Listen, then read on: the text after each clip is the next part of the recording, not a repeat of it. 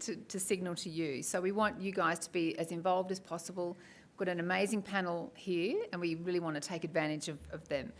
You know some of the people on the panel because they've spoken today, but let me just introduce you to some new faces on the panel that you haven't seen today so far. Senator Rachel Siewert, the Senator for Western Australia and the Australian Greens Party. Associate Professor Clare Scott from the Walter and Eliza Hall Institute of Medical Research. And then Bruce Goodwin, the Managing Director of Janssen Australia and New Zealand. And then there's also people you have heard from, Professor Michael Boyer from Lifehouse, Professor David Goldstein from the Prince of Wales Hospital, Professor Andrew Wilson, the Chair of the PBAC, and Richard Vines from Rare Cancers Australia. Give them all a big round of applause. So because we haven't heard from a couple of the panellists, we're going to hear some short statements from them and then we'll open it up to some questions. So if we can just hear a short statement first from Rachel, Clare and then Bruce. So Rachel, would you like to kick us off? Yeah, thank you. First off, I'd like to acknowledge that we're meeting on Ngunnawal Ngambri land and pay my respect to elders past, present and future. I'm here because I was the chair of the Senate inquiry, the most recent Senate inquiry, I will say. And that, of course, I was just saying to somebody else, made me an instant expert on the issue. However, and I'm being a bit facetious there because the Senate inquiry is the best way to get access to information. I've found in a short time frame you get to hear from consumers, from clinicians and from manufacturers. And so we got some very strong evidence, and in particular from consumers' experiences, which were very powerful. As you know, we made 3 recommendations. Our first recommendation, however, was really a series of recommendations in terms of a comprehensive review.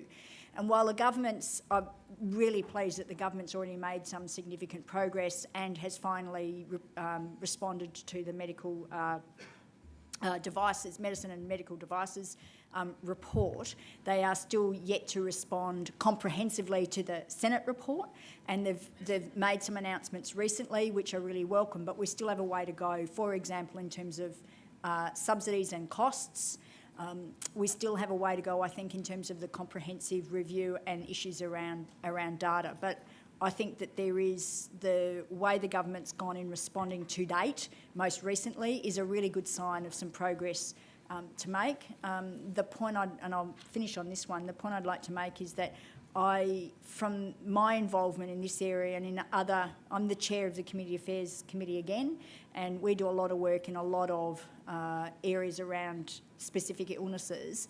And my experience is that certainly cancers and rare cancers are the leading edge of where we're seeing some of the most innovative solutions, but we'll start to see those, innovative development of medicines and things like that, or new types that are much more focused on a specific cancer, for example. We'll start to see other areas follow that and more innovative and more targeted drugs and medicines for specific types of conditions. So when we're talking about some of the developments, we're not just talking about it for rare cancers and cancer.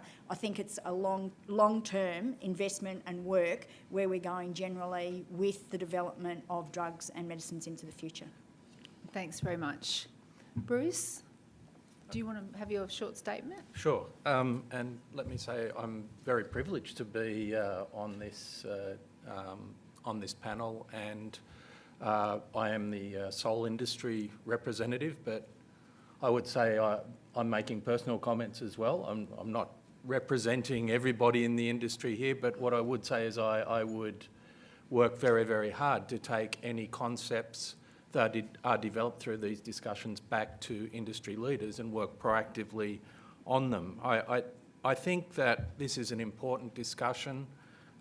Cancer has now overtaken cardiovascular disease as the highest burden of disease in Australia, and we know that some good progress has been made.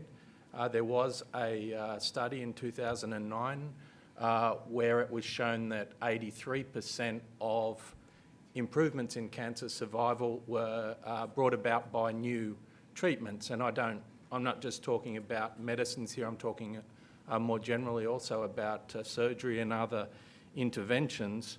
And that's before we have seen the full effects of some of the wonderful improvements that we've seen showcased here today through some of our experts, the so-called third wave and genomics and all those other good things that are going to lead to fabulous outcomes. So I think Richard's use of the word hope was totally appropriate, because there is an opportunity to think differently about this. We also heard from the Health Minister today that she's thinking differently about this. She talked about speed of access being important.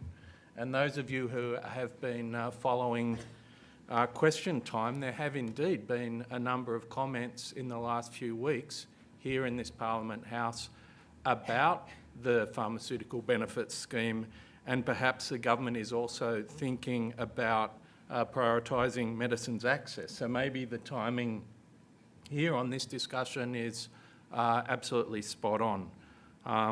And then illustrating that is the response to the medicines and medical devices regulation, which outlines some new pathways, and the idea of that is to speed up access.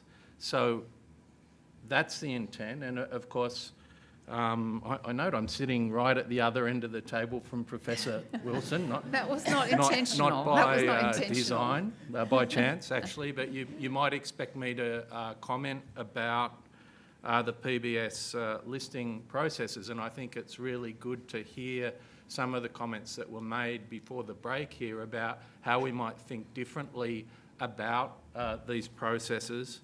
And I totally agree that we shouldn't be thinking we should redesign the system. The PBS system has provided for a long time very strong equity of access to Australians, and it is one of the great things that we have about being citizens in this country.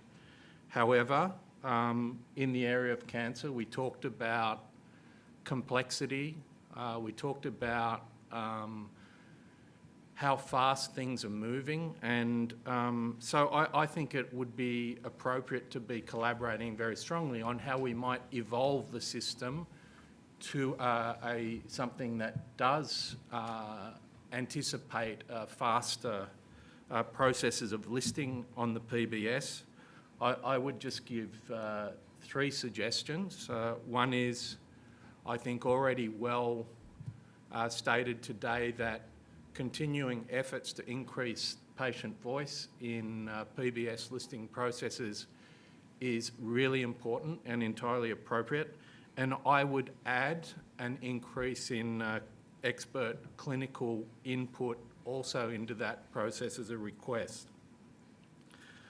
Professor Wilson talked about getting more pragmatic in our discussions, and I think it's fair to say the industry would welcome a more pragmatic way of avoiding the submission and resubmission process that we're going through currently. We heard a good example from the Health Minister earlier where a product was listed rapidly, and I think that's through a very pragmatic discussion. And lastly, I think specifically to rare cancers, I think reflecting on the upcoming changes to the registration pathways, conditional listing, how can we extend that? How can we use early access to drive the evidence generations that's required in this area and get faster access to important new medicines? Thank you, Bruce. Claire?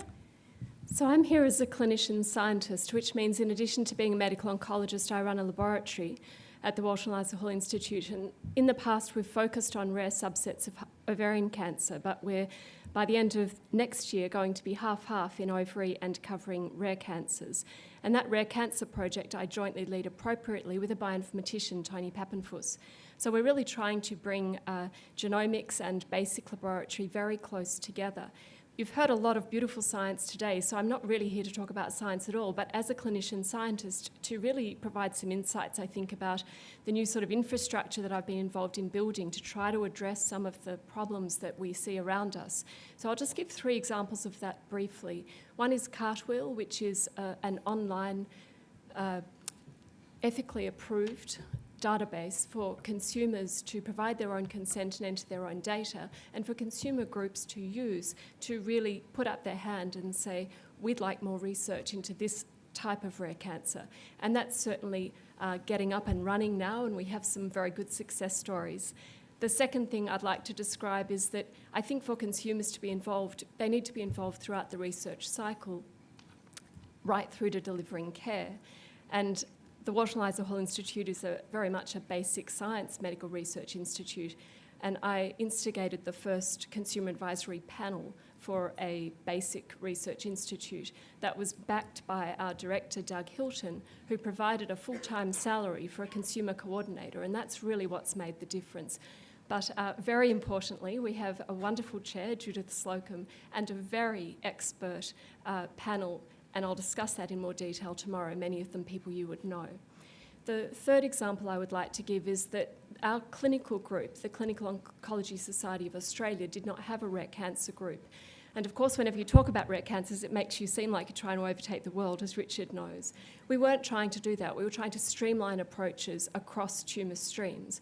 And David Goldstein has been a really big part of this. So we now have a COSA Rare Cancers group, which I chair. And I'm also very proud to say that we are the first COSA Rare Group Executive Committee to actually have consumers on our committee. And it's no surprise for you to hear that they are Kate and Richard Vines. So I'd just like to also make a point about our international obligations and relations. So clearly we can't solve rare cancers as a nation. We need to solve it internationally, but we need to ensure that we're building processes that allow us to talk to the rest of the world. And you heard some very compelling examples of those from the description of AGHA.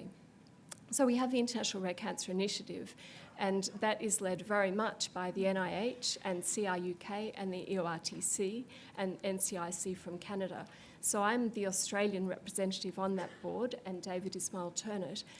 And one of the really salutary things that I find myself reminding that board all the time is that I am the only member who is not in Canada or the US or the UK and Europe. So I often am blithely heard to say that I represent the rest of the world and therefore I have a voice. So I think there are a lot of issues that I'd be happy to discuss, and I'm really welcoming this opportunity to hear the many disparate voices and views that are being brought together. There's no doubt in problem solving that that's entirely the right approach. So Clare, can I just stick with you for a minute? When you talk to those people from around the world, how have other countries done well to overcome some of the issues to do with access to medications for patients with a rare cancer? What are other countries doing well that we should maybe look at emulating? I think everyone else is having just as much trouble as we are, but there are very similar discussions going on.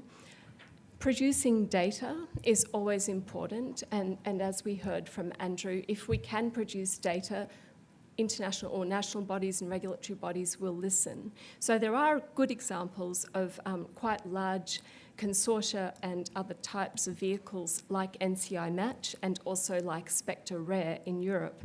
So these are very large studies, and even they are not enough, but they're certainly protocols and methods that we're looking at closely. We don't necessarily want to emulate the same thing. We actually have a number of different examples, one which I'm leading through ERCI at the moment to try to come up with different solutions that actually would suit the rest of the world better, because the rest of the world is much more disparate. We can't come together in quite the same way. But collecting data has to be at the underpinning guide, I think, to everything we do. Did you have anything you wanted to add, David? Yeah, I think what's been very interesting in meetings that we've had is there really is no one with a simple answer, and there's no country that is doing it spectacularly well. And the evidence of the need to be collaborative, I mean, it's very interesting to watch the amount of interest and broad acceptance that some of Clare's recent propositions have had internationally, simply because people have been looking for a direction and it hasn't been clear. One of the things perhaps that's happened, the European example, is some pan-government funding that has allowed it to be pushed forward, that collection of evidence. And so perhaps that's about the only thing where the funding for collection of evidence, despite our best efforts to try and get it, hasn't quite been crowned with success yet. Michael? So I just wanted to challenge, well, not even challenge, but ask Well, David. we're not and Donald Clare. and Hillary, that little stick's Yeah. over. Friendly challenge. You're not going to ask him to take a blood test, a drug test. What are we talking about in the context that you've just spoken when we're talking about rare cancers? Because rare cancers are sort of covers a multitude of sins. So is mesothelioma a rare cancer? So- Is GIST a rare cancer? So something that really changed the field, I mean, I was sort of in this from 2007 or 8 onwards, building Cartwheel. That took some years. 2011 is when RareCare, which is the European group, published their really pivotal documents. They were extraordinary. So what they did is they took cancer registries that had to meet certain criteria, and they basically fed from 350 million people, as we've heard with all the Brexit discussions, and they not only validated the registry, but they really were very careful to validate the data.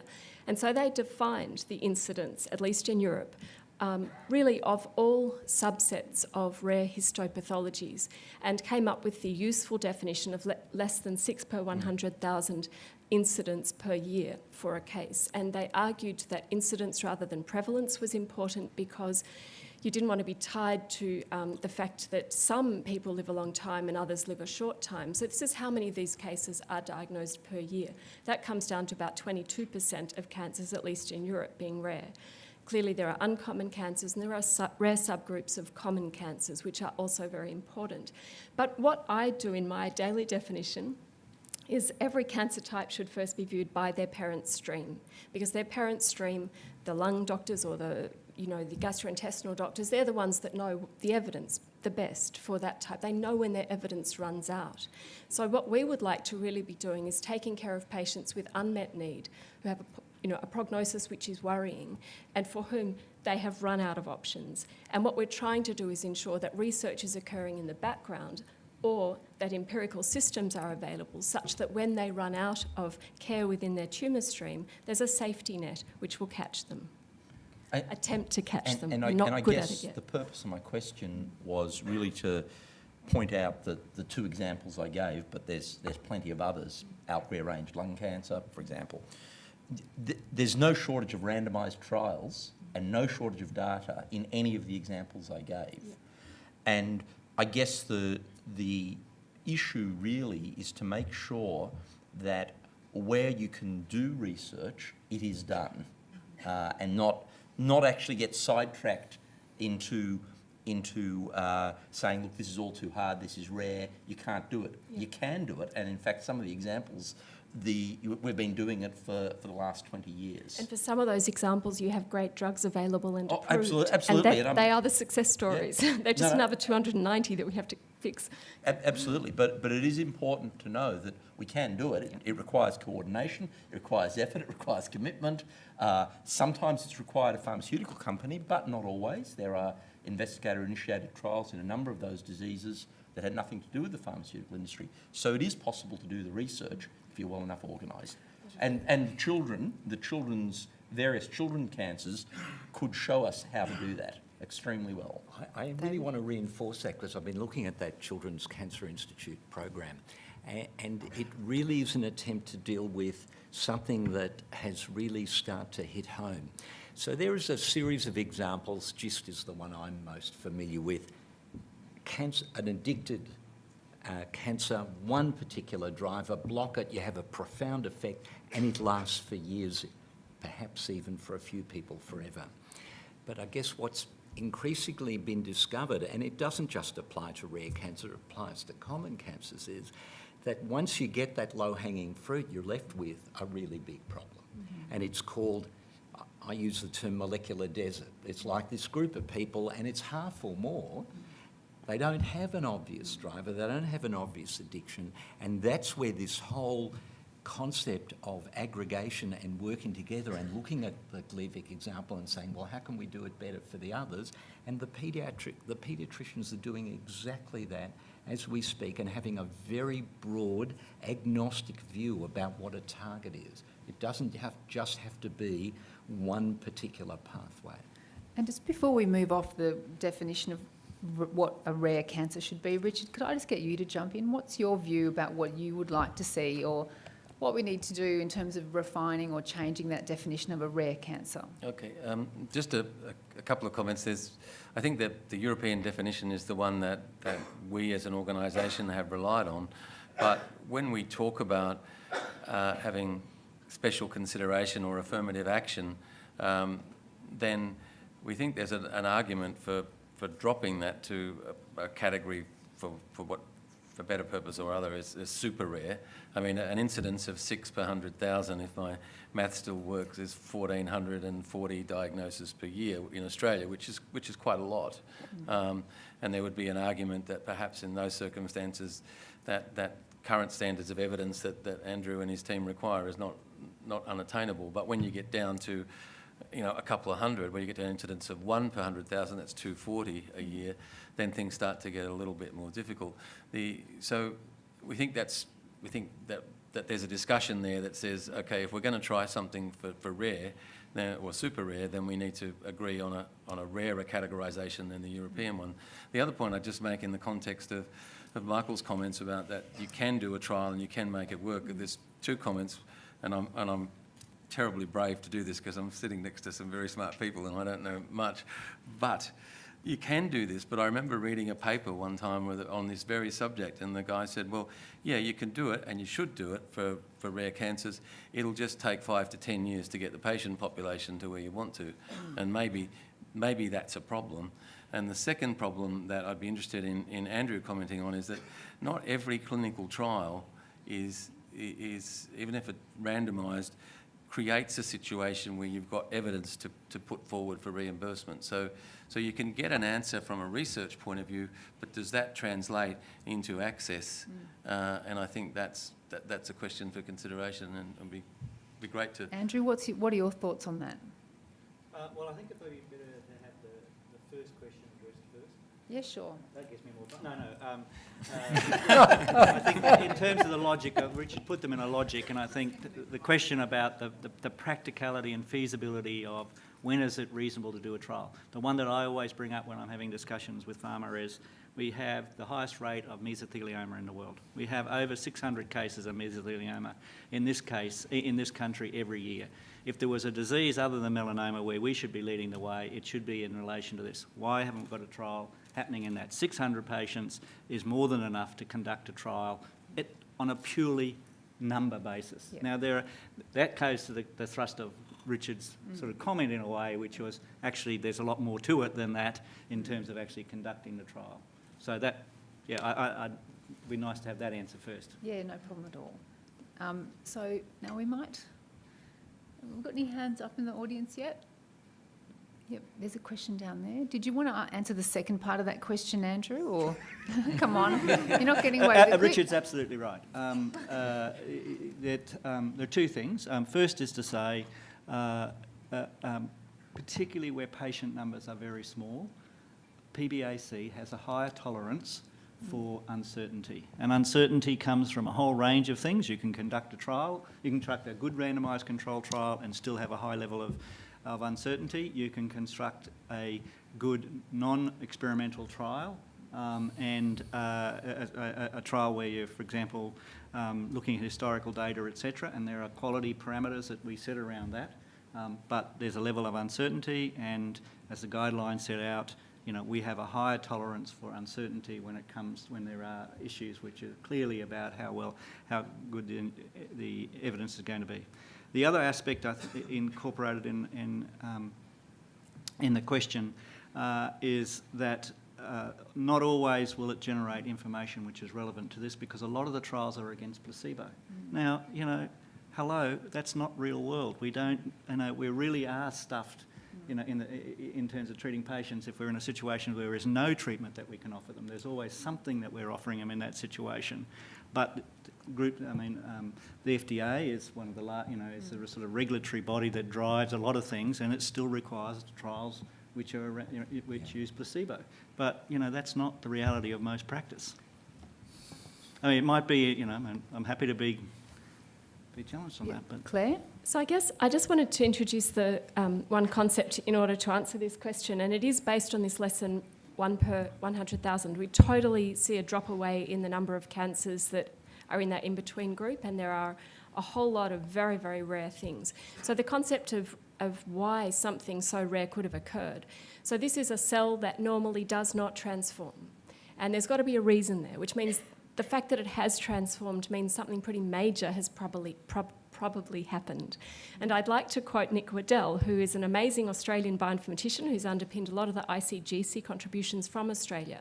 And she's just about to publish a really important paper looking at neuroendocrine tumour from the ICGC perspective. And I quote her speaking at WeHi last week when she gave the Institute seminar, got to the part of her talk that was on neuroendocrine tumours and heaved a palpable sigh of relief and said, when we looked at these cases, the background was so simple. These are really fundamentally, not all of them, but many rare cancers have a simpler wiring. Their hard wiring's different from those more complex, difficult cancers that have taken years to develop and often occurred at later ages. So if you can actually target, so these super rare cancers are perhaps more likely to have those sorts of drivers. And a great example of what Andrew was talking about was when Grant MacArthur did a trial looking at imatinib, which at that time was all the rage for leukemia and for GIST. And he looked at a number of other indications based on a few other very minor targets. And within one study, there were 5 new indications. And I applaud the PBAC. If you read the meeting notes from 2007 and 2008, the actual number of patients for each of the 5 indications was like 12, and the comparator group came from unrelated trials. So that was an extraordinary set of decisions. So I want to say that when you read the 2007 summary, you just feel like bursting into tears, and 6 months later the language has changed completely and those approvals got through. So I think there's absolutely no doubt that the really special cases have a lot to teach us, and that's certainly where I think we should be looking to find new drivers to understand what the basis of deserts is and what biology we're missing at the moment. Okay, we have a question here. Yes, Anna Williamson from Leukemia Foundation.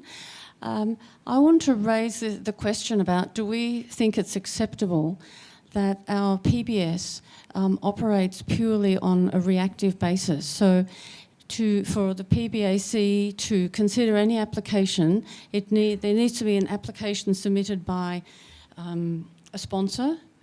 Mostly it's a pharmaceutical company, but sometimes it's a group like Rare Cancers. And I say this because shouldn't we, in this day and age, when we are so aware of the lack of treatment options for certain conditions, the unmet needs of certain patient groups, shouldn't we also have public funding for areas of need? So perhaps have another scheme. It wouldn't necessarily be part of the PBS, the current PBS, but certainly a mechanism to fund priority needs in the country. So who would like to tackle that? Andrew or Richard? So there are 2 parts to question, really. The first is, should we have a mechanism for public interest applications? So I put them in that regard. And the other part of it is, do you need a separate funding scheme for that? You would have judged from my comments about the English NHS Cancer Fund that I'm not very keen on the idea of having separate streams. I think that leads to the situation where you get different decisions made for different groups without any sort of clear framework around it. But coming back to the first one, it is an area which is quite challenging for us. To give you a recent example, tamoxifen for women with at high risk of breast recurrence of breast cancer, getting a submission both to the regulatory authority, to the TGA, and to us. Why would anybody do it? Why would any company do it? There are probably 20 generic forms of tamoxifen out there. And it's credit to one of the companies, AstraZeneca, that they took the lead and brought that forward. But there is a case, I think, for some sort of other mechanism for having these public interest applications. Rachel, the mechanics of how you do that, I think, needs a lot of working through. But I think there is a case for it. Rachel, did you have a comment? I've chaired a number of inquiries where we've touched on the PBS, and there's absolutely no doubt that the community holds the PBS in very high regard, and it is, I think, one of the best processes in the world. Having said that, I think it is time that we've moved into the 21st century. I think we do need to look at it because technology and innovation is moving much more rapidly now. Our ability to focus on specific diseases and design drugs specifically targeted at almost an individual's particular condition the system isn't keeping up, and that's why the committee recommended that we have a comprehensive review of both the registration and the subsidisation process. Having said that, I would not like us to lose the strength of what our system currently is, but I do think there's a need to make it more flexible and to look at how we can improve it to meet and almost leapfrog where we're at now to look at what's coming into the future and how we have a system that's fit for where our system is going to go into the future. Good point. So have we got any hands up here? We've got a question here just on, that's it. Thank you. More a comment, just I guess to support the last question, and also to support what Richard was saying and that concept that the need for affirmative action. I think we have to be. I actually agree in many ways with what Andrew was saying. I think there is a danger if we have too many different funding streams, and I guess maybe it's with my patient hat on or mum hat on. I think then if it's often easier for funding to be lost or cut if it's all compartmentalised. But the other thing I guess I'd like everyone to remember that while we're pushing for genomics and we're looking for more targeted and better treatments, yes, we need to focus on that, but at the same time we also have to remember, and this is I guess what you're talking about in terms of unmet need, we also have rare cancers and rare diseases that have no treatment. So there needs to be, even within the current system, there needs to be a prioritisation around, we need some affirmative action around where there's no treatment. And surely that's a good place to start, where there's no, certainly our biggest unmet need is if there's no treatment whatsoever. Richard?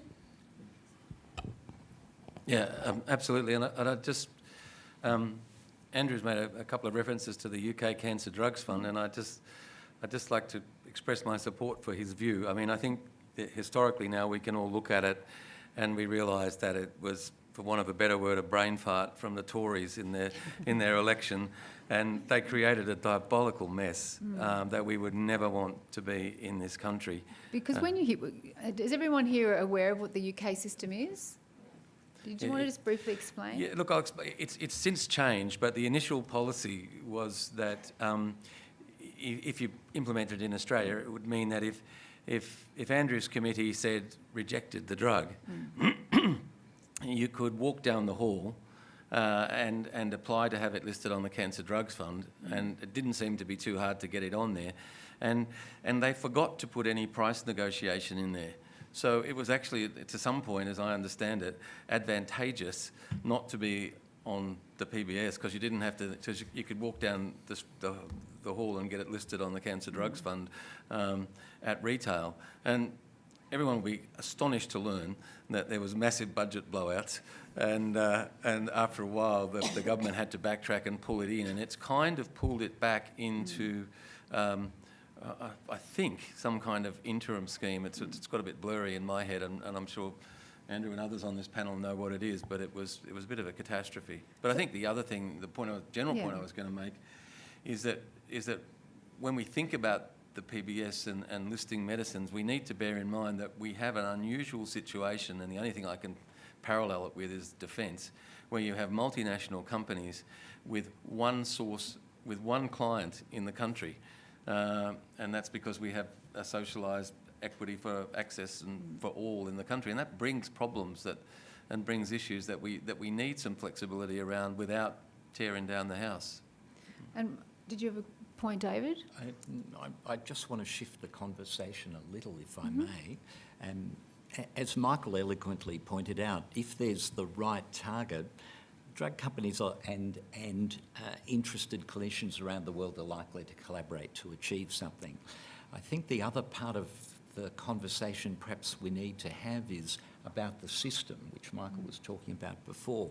The value proposition for doing at least targeted genomic analysis, it might be a panel, it might be a limited but larger analysis, the value proposition for doing that, because increasingly only 20% of a particular patient population is going to benefit, is just self-evident. I mean, if you can just find out and only put people on a particular drug because you think the value proposition about managed risk is going to be very easy to do, there's got to be a great investment in making sure everybody's tumour is known like that. It looks like a no-brainer to me, but I'm not a health economist. But it seems to me that that's one example of system change as opposed to just focusing on let's get the next drug approved, right? System change. And the other is the system change of workforce ready, workforce appropriate, as was discussed by Sandra earlier about the need to re-educate pathologists. We're starting a small project to think about molecular pathology as a discipline, where I'm working, for example. So I think it's useful to not just focus, and actually it's Michael has stimulated me to think about that this morning, not just focus on how do we get drug access, how do we achieve the next thing. It's really a much bigger story. Good point. Yes, question up here. Thank you. Yes, my name is John Cannings. I'm going to talk to you as a patient, and I think it's a good segue. You were talking about system change. We've heard a lot today, and we hear a lot in the media on a daily basis about big data and the need to share data. From the discussion from Mark earlier around genomics, Claire, you said it underpins everything you do. In this country, we have silos of data. We've got plenty of data, but it's kept separate, federally, state-based, hospitals, clinicians, pharmaceutical companies, clinical trials. Do we need something like an American moonshot initiative where we start to share data? Because from a patient perspective, this is the data you need to drive innovation and change that will bring forward the benefits for society and for the community at large. Michael or Claire? Is it? Yeah, I'm only smiling because it's something that I absolutely agree with. The privacy issues, even at the simplest level, the privacy issues as a clinician of me getting a test result from a different hospital is actually complicated. And it varies from, I won't give it to you unless you send me a signed consent form from the patient saying that you can release it to me, through to it just arriving by fax. And so the thought that you could actually get all those jurisdictions to agree without some fairly major high-level change in the way that privacy is approached, I just don't know how we could do it. But it is the sort of change that I think is necessary, and it's the sort of thing that would underpin, in my view, some real progress. Claire? And you asked me earlier whether there are international examples that we should be looking to, and I think you can see in some of the large US institutions and consortia where institutions collaborate, they've simply put the money in, and that's what it takes. And unless we underpin data collection as part of our medical record, which we certainly do not at the moment, and also try to integrate some of the data repositories, which include, pathology, PBAC, Medicare, a variety of death registries, a variety of data that do exist, and bring them together in a functional way, we're also losing out on those data. Certainly in terms of integrating data sets, BioGrid Australia is a not-for-profit data integration company which was started at the Royal Melbourne Hospital, and AGHA will also drive integration of data sets. We have waited so long. I guess I had a smile similar to Michael, and the idea is that we've actually built a new rare cancer database which will become available next year, and the way we're building this is in REDCap, and we've used that platform because a number of international groups have said they'd be willing to work with it. Biogrid Australia has provided the impetus with some philanthropy, which I've obtained, and we're going to make that database freely available to all of the countries who don't already have a database. The privacy issues are enormous, so they will keep that within their country until, with some global discussion, hopefully we'll reach some agreements on data sharing over time, by which time hopefully countries will have collected the same data fields and will have started to at least collect data to sort out patients who may be responding to drugs where that data is not collected at all versus patients who have really no access to drugs. So I think that those important questions will start to be able to be collected in a more efficient way than they are at the moment. But certainly I don't think waiting for the hospital system and a national public system is going to serve us well in the next 5 years. But I would hope that to get there eventually. Andrew, did you have a comment? Look, I agree that there is a need for a better data, even relatively simple data. Any of the companies in this room can tell you the challenges they have when they have to try and make those estimates of patient numbers, when you need to have some idea of how many patients there are at a particular stage of the disease who've had particular types of treatments. So from a funder's point of view, that and that comparative effectiveness, that's a really important capacity that we need to develop more of in the country. David? I don't think we should assume it can't be done. I gave you an example this morning of the prostatic cancer Victorian initiative where there was shared data, and as a result there was change. It can be done. I think the biggest problem, and in fact in New South Wales, the Cancer Institute has set up clinical cancer registries that in a number of hospitals, and they've now brought that in-house. So they've clearly looked at and worked out some ways to get over it. The biggest thing that amazes me is our patients want our data to be shared. We want to share our data, but legislators and the lawyers who guard the principles of the law refuse to budge in understanding that nobody but them wants it to remain the same. So we've just got a couple of questions. Good point, David. We've got a few questions here up the back. We might just move up to the back, yes? So I just wanted to pick up on maybe a couple of themes that have seemed to have developed. On the one hand, there's sort of been a bit of discussion about... Sorry, it feels like the sort of bodiless voice that's coming to us from down here. We're all looking up there trying to see where the voice is coming from. Could you stand Thank up? you, Is that all right? thank you. Is that better? A little bit, Yeah.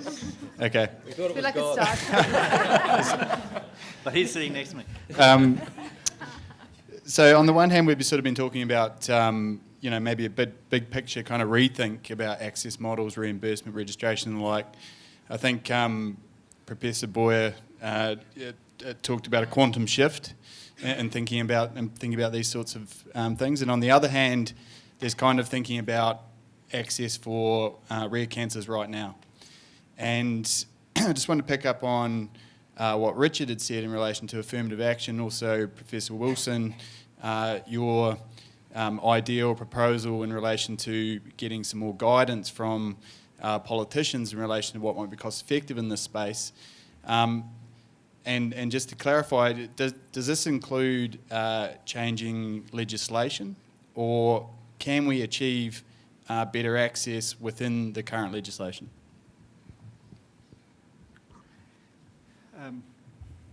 So just again, a rider. I put the notions out there that these things are open for discussion. Not that I was opinionating one way or another about their particular values.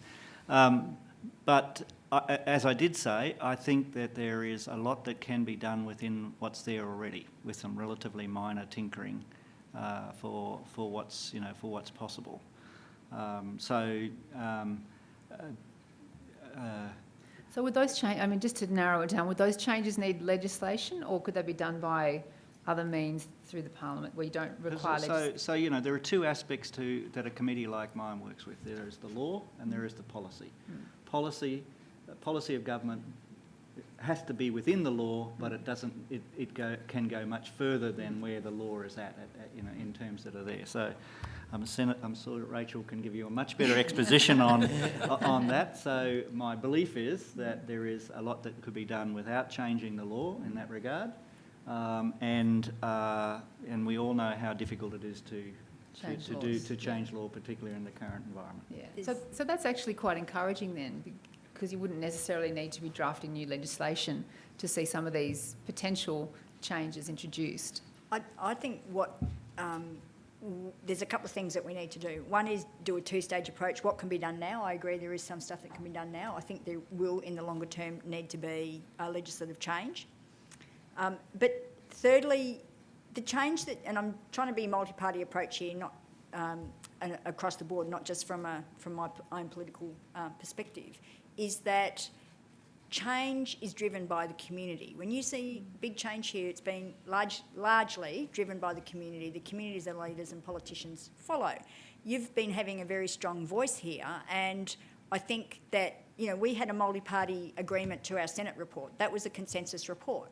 So obviously this is on the minds of politicians. So yes, sometimes legislation takes a long time to change, but you'd be surprised once politicians have the bit between the teeth, how quickly they can move to change legislation. I've seen it in this place dozens of times. So, but I think in this area, you need to have, you know, obviously, we need to be very satisfied that the changes are going to see us through, you know, in the longer term. So I'd suggest a two-stage approach. First, do the stuff that can be done within the system, and then look at what's the legislative change, be persistent in the terms of advocacy and lobbying across the parties, and then hopefully it won't be contentious. The issue is, let's face it, it's the economics of, it's the cost, and addressing that issue, that's largely where the contention's going to apply. If people think it's going to cost a lot of money, that's where the issue's going to lie. Bruce, did you have a comment? Just to add that, I think there is a great opportunity to speed up the current process, and I think Professor Wilson referred to that in his earlier remarks, because the process can be quite lengthy. If you think about a submission and resubmission process where there's 4 or 5 months in between each of those submissions, then you can very easily extend the process significantly. And I think there is an opportunity to come back more pragmatically together at an earlier stage. In almost every case, we resolve our differences at some point. So how do we get that conversation happening earlier is really important. Yeah. We've got a question up here on this side of the room. Is that shining off my head? That might be a good signaler. It's Sean Lybrand from Amgen. I wanted to extend the question set out a little bit and respond perhaps to something that Professor Wilson said about publicising the ability to make input to the PBAC commentary. Now, it's not a question for you, Professor Wilson. We've got an elected member in the room. It might be helpful. But in order to involve people in decision-making for the government, we often advertise. For instance, in matters of national procurement, we'll advertise in the national papers. We don't do that for the ability to, when the PBAC meetings are coming up. So I'm wondering, because it doesn't require legislative change, it requires a change in opinion only and something to happen, if in order to involve people in conversation, we could actually advertise the fact that PBAC meetings are coming up, the ability to comment is available to stakeholders, not just to patients and consumer organisations, because it strikes me that the ability to comment on PBAC meetings is actually pretty opaque overall. People have to be informed consumers. They have to know where to go and when to do it. So opening that up for more of a public discourse might be a way that would be quite easy for us to do as a country. So what's the response to that idea? What do you think, Professor Wilson? You can always tell when the next PBAC meeting's due by just looking at the press releases about new drugs. Yeah. If you look in the last week or so, the number of articles there have been, etc. Look, I think the notion of informing people about that, if it's not already out there, we publish it on the website. The information's published on the website. I don't think we actually put it out specifically out into the media, but there's no reason why it couldn't be put out there. There's no, as I say, the agenda's published and available.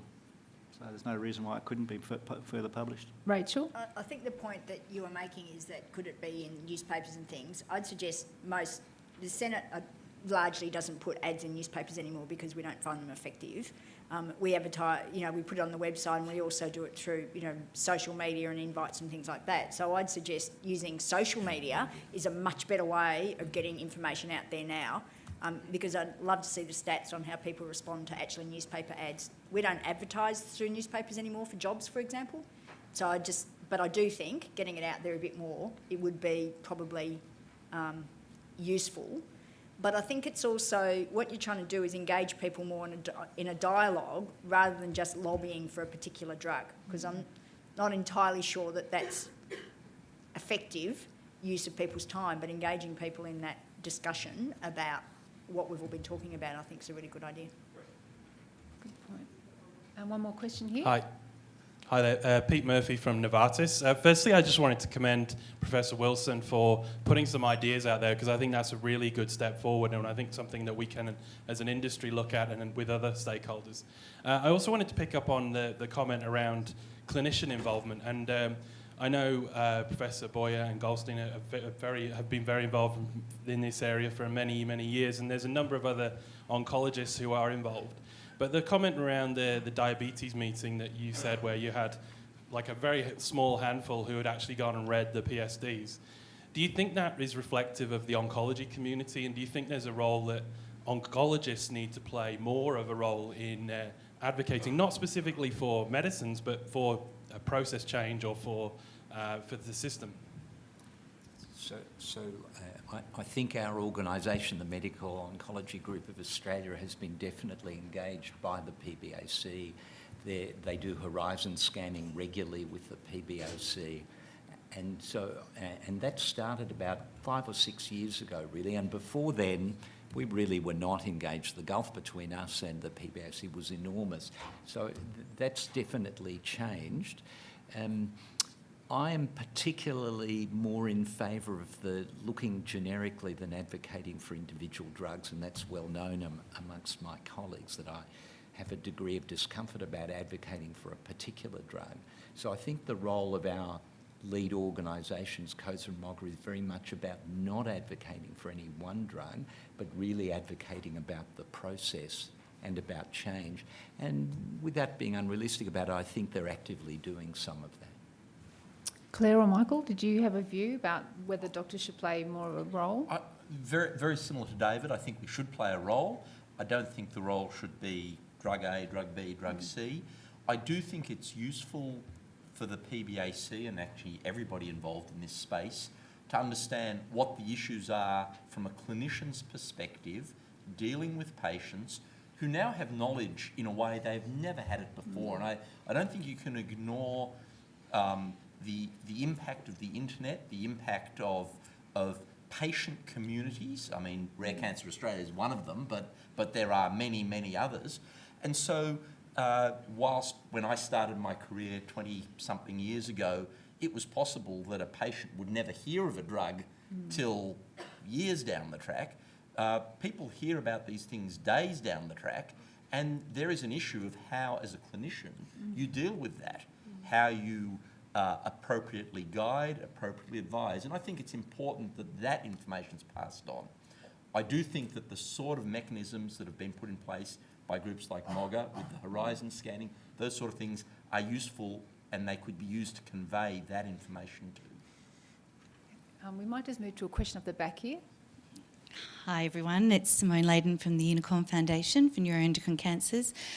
We talk about, I'm just bringing the consumer back into the room, because we talk about consumer representation at the assessment stage, and I think that's what you were saying. You know, we hear about these submissions and we encourage our patients to make these submissions. I was heartened to hear from Clare that, you know, really bringing the patient into the trial design and the drug, the actual back the process all the way back into the trial design. And we're involved in ComNets through AGITG, and I know that David is involved in that too, and looking at the Adelphi process and actually looking at bringing the consumers in and seeing the change in priorities of what clinicians might think are important to what actually is really important to the patients. And for the patients, it's early diagnosis.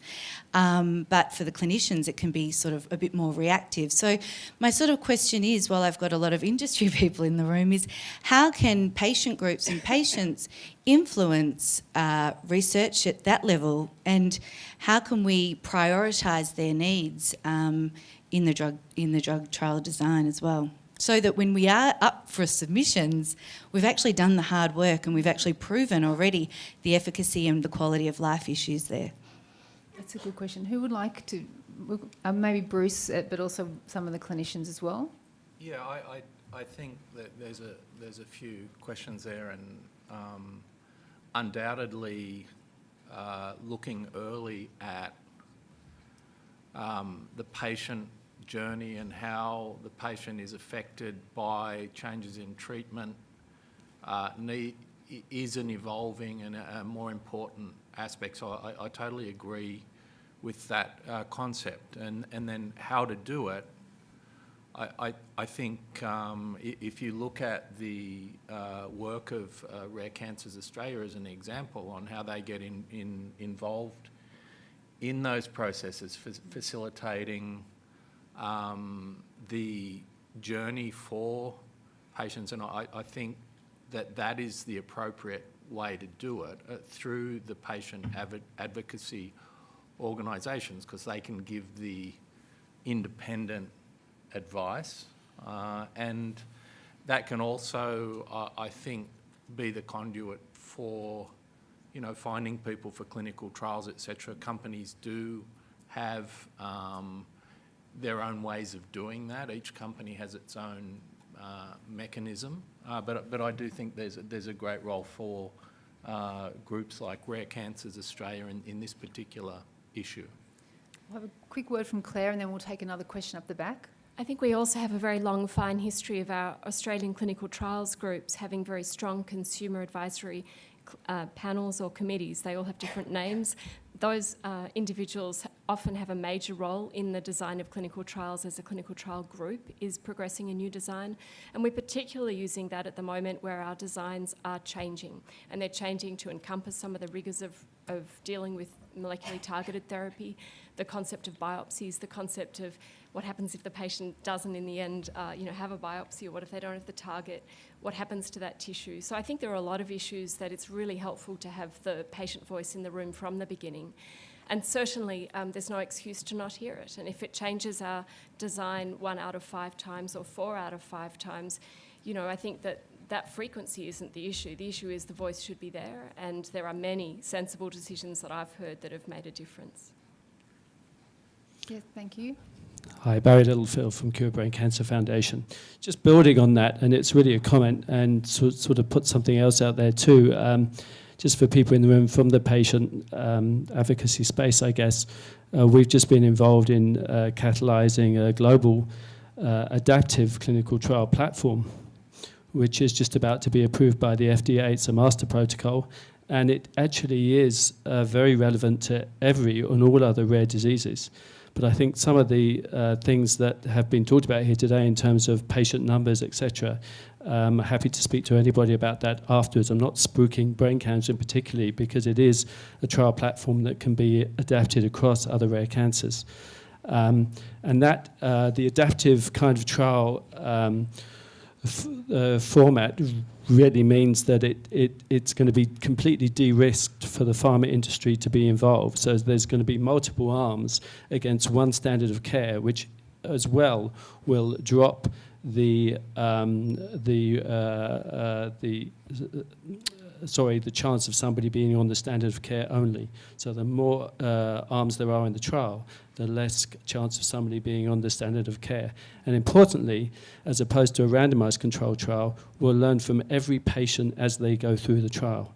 So it's a really important area. And I'm pretty much convinced as well, within that there will be a seamless transition from phase 2 to phase 3, involving a relatively small number of additional patients, which means that it's primed then for regulatory approval and will be able to be used by somebody such as the PBAC. Thank you for sharing that with us. That sounds like a great initiative. We're just going to have to move things forward. And we're going to have